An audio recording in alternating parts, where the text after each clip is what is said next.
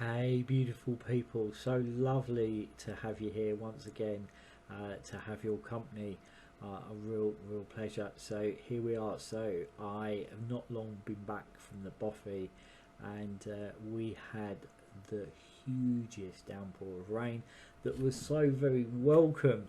But I am sitting here slowly but surely drying out, which is it's a gift. It is a gift, and I've just been down there and I've picked several pound of black currants off the hedge that my dear dad and I planted several years back, and yeah, just harvested several pounds worth of blackcurrant first wave this year, and I am going to craft them into a cordial for young Tristan. He absolutely loves blackcurrant cordial, especially our homemade blackcurrant cordial, and then something for the older people, something for the adults. I'm gonna be crafting a really beautiful blackcurrant rum that will then be ready for around winter solstice.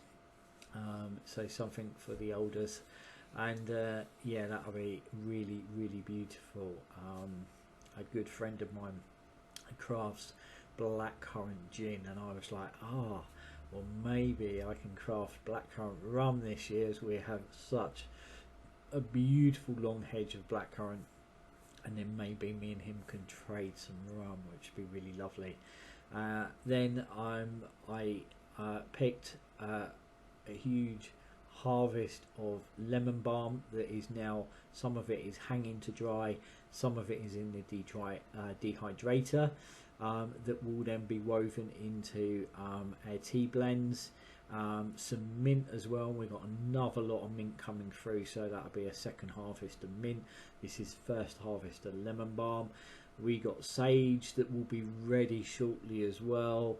I was gifted some beautiful rosemary and some bay that as I got back I was drying out in the kitchen, just gently preparing the dehydrator and hanging some herbs. I then took some of the rosemary that we were gifted and some of the bay and just blended that into a cold, which I do need to get into the fridge, thank you, a cold infusion, a moon tea, as it is full moon, and we are going to be putting a card for you very shortly, all of you as well, to just kind of see what wisdom comes from this full moon. So yeah, harvested the lemon balm that was smelling so beautiful. As I say, we've got sage that will be ready shortly, and then we will have some mugwort as well, which I will craft into a tincture, ready for the dreaming and for the winter months. And then really exciting, went off to forage some meadowsweet.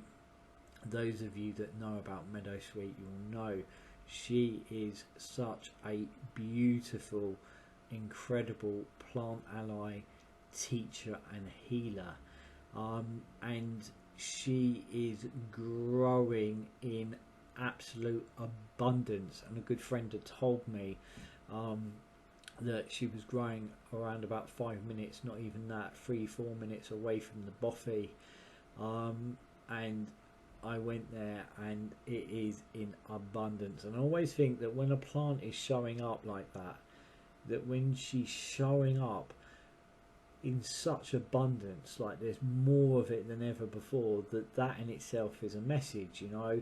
It's like, as Spirit always say, is all information is information.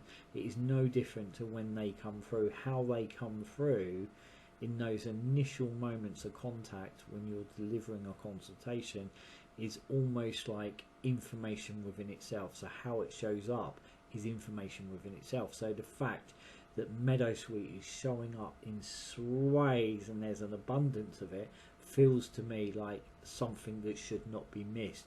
We need to be paying attention to that. That in itself is a message. It is a message within itself, and there is sways of it. And if you kind of look at the medicinal aspects of meadowsweet, well, she works with pain and she works with inflammation. If we take the health of the nation and we look at the health of the nation, the majority of people are in pain, and there is huge swathes of inflammation within the population. You know, maybe it's by coincidence, but I don't think, you know, these things are not by chance, they are by design. And it's like a bit like, you know, that message I got a few summers back when I was cycling along the same trackway and all these medicine plants are appearing. I remember thinking, wow, I've not seen some of these plants in a decade here. And the words that followed, well, if the plants are returning, so are its people. Just all food for thought, eh? All food for thought. So I was able to forage a lovely bunch of meadowsweet, and I took a dear friend with me, and I was showing her as well, and then was able to craft that into a teacher, so that will be ready within about 4 to 5 weeks. I'm going to go probably, it would be ready then, I'm going to go around 6 to 8 weeks, and then it will really kind of, the alcohol there will break down and extract all that plant matter and weave it into that teacher. So yeah, another plant ally has shown herself. So, you know, there is several now that we're beginning to work with, like the mugwort, now the meadowsweet, the lemon balm, the sage, chamomile, you know, the rose. Yeah, foraged some wild rose as well, and I've got that dried and then mixed into a tea blend. So yeah, really beautiful. But you know, these things are progressive. It's like some of this has been unlocked and unraveled over time, and over the weekend I had the most incredible experience. I've been hearing, you know, from some of the wonderful people and some of my mentors that all around the world, to do with plant medicine, to do with wielding skills, to do with foraging, and kind of living in a off-grid way. Some of them have spoken to me, you know, about canning, because, you know, as we move into summer, we seem to be spending, you know, a little bit more time out on the land, around site, looking after that beautiful herbery, and come the heart of the summer, you know, we move into something we call summer school, which going forwards seems like it has a life of its own, and during that time we learn and we share and we sit around fires together, and you know, we've got a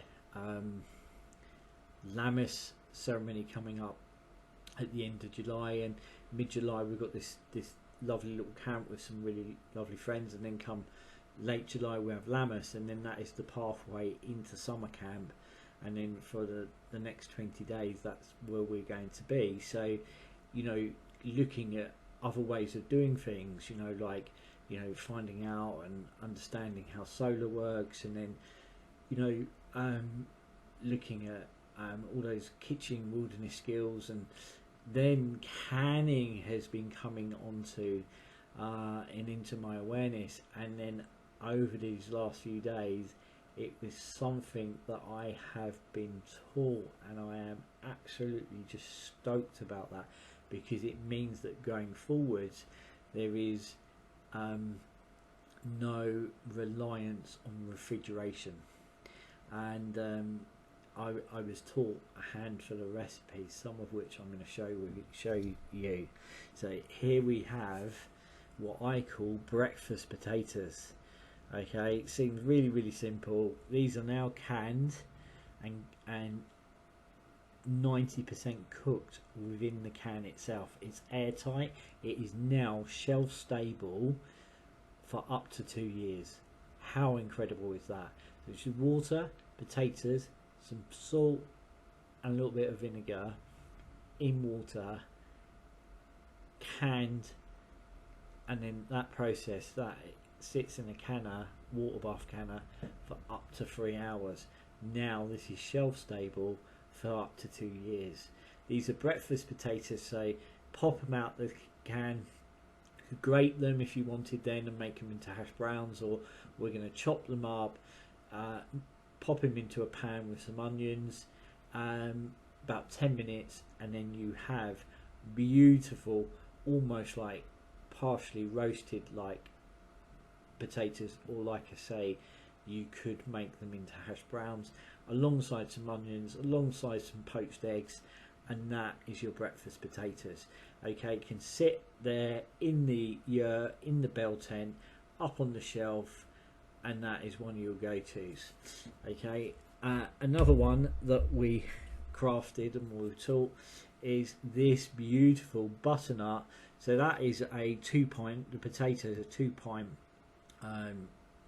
mason jar. This is a pint mason jar, and this is beautiful butternut potato curry cooked up with onion, garlic, chilies, ginger, potato and butternut in a beautiful homemade curry sauce. Again, shelf stable now for up to 2 years. These things are just incredible, and I had a really strange, but it isn't strange, incredible coincidence.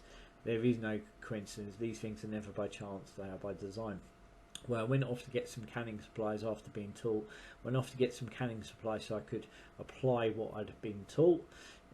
We should always stay teachable. We should always, you know, dig into that curiosity, shouldn't we? So went off to get some canning supplies, and went into the shop, picked up a few jars.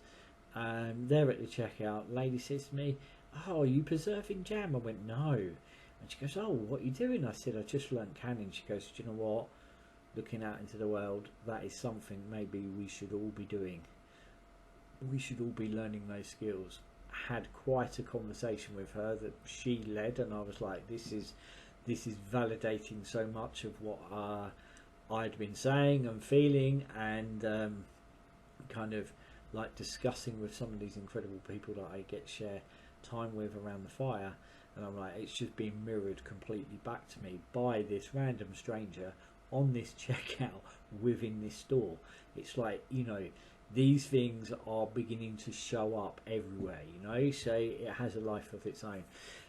Incredible, and just kind of left that shop quite blown away. I'm feeling very reinforced. It's almost like it was a reinforcement of the pathway forwards. And then pedalling away, and I bump into another friend of mine.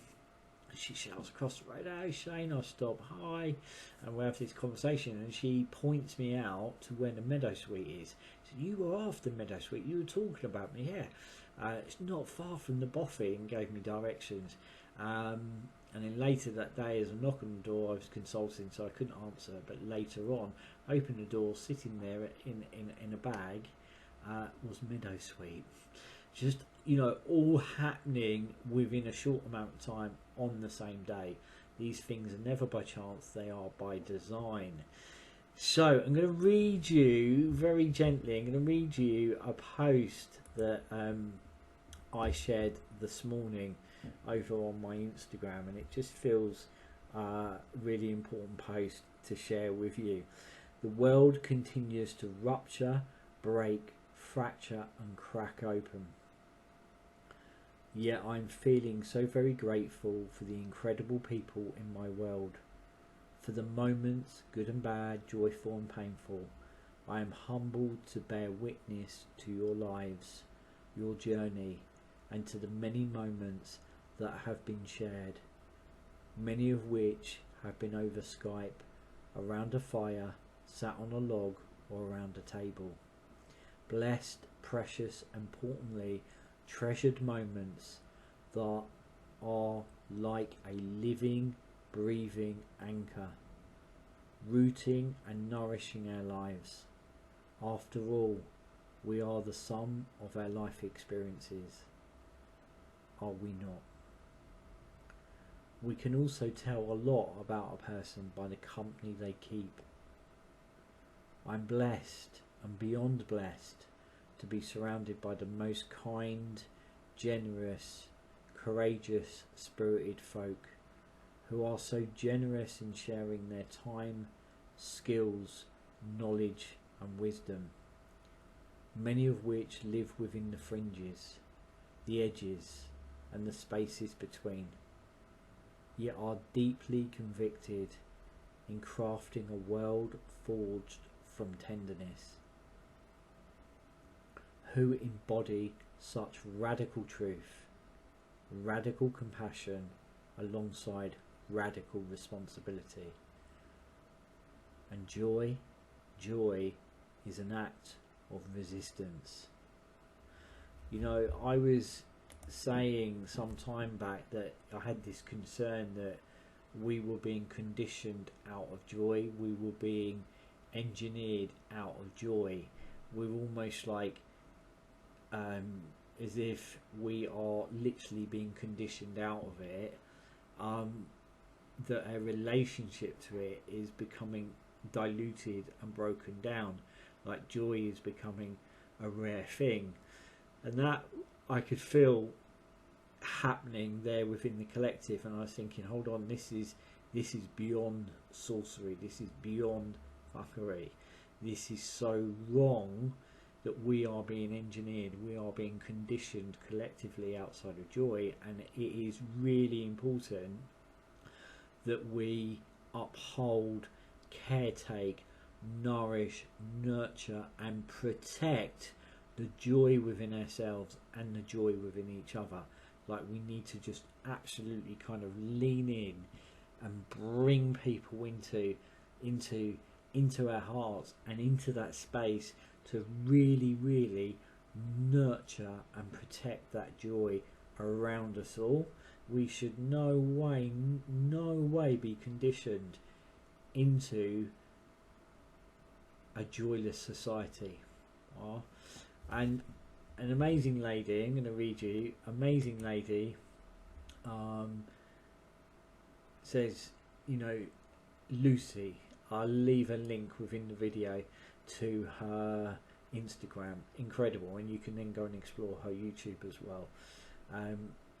Lucy says, joy is an act of resistance, and she is really worth a follow, especially if you're exploring wholesome alternative pathways for education. I've always said this, not all learning takes place in the classroom, okay? And her words are, we have been living under the yoke of capitalism for many generations and have somewhat internalized the idea that joy is frivolous, a waste of time when we should be being productive. We've been duped and engineered and conditioned into that belief. And every time you choose something joyful, you are choosing resilience against the myths and messages that capitalism wants you to feel. Things like, you aren't valuable unless you're being productive. You don't have the right to happiness.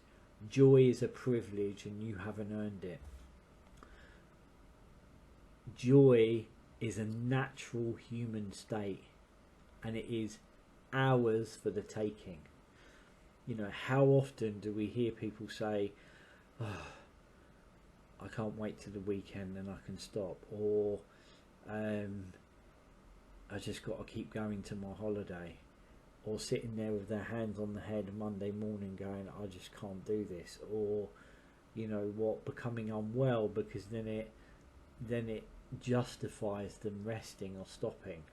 These are really important discussions that we have been having around the fire, which is why I feel really passionate about weaving very simple things that can cut a different template, cut a different pathway forwards, being able to do things in a different way.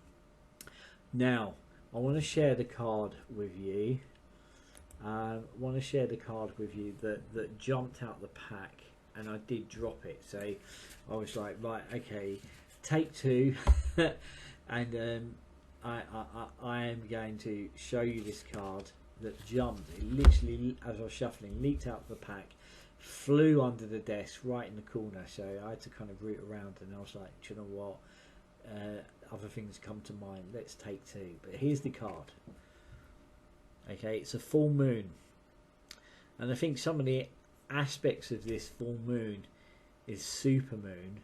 I think the moon is in Capricorn, if I'm not wrong. Let me just check that. Full moon, July 23. Okay, is, let's have a look. We're going to quickly take a peep, but I believe it is. I've got a really lovely moon chart, and I could have wrote that down. I was having a look. Yeah, I was right. That's what I was seeing on my moon chart. It is Capricorn. Kind of feels, for me, as I lean in, it feels I want to bring everything together. I want to gather everything together. I want to root it all together. It feels really grounding, this full moon. And that might also be aspects of the astrology to do with Capricorn. Love to know your thoughts. Love to know how this full moon, super moon is affecting you. In a few hours time, once I've done some admin, I've got some consultations to weave back as well. In a few hours time, I'm meeting up with a dear friend, and we're going to kind of honour that moon. Me and her are going to take a gentle journey, and we're going to honour that moon.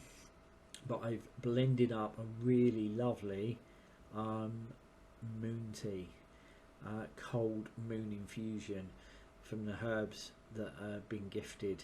So I was gifted some really lovely rosemary and bay, and I've infused it with some lemon, some wild rose, and some really good organic honey, and that's now woven into a cold infusion that I need to get into the fridge shortly.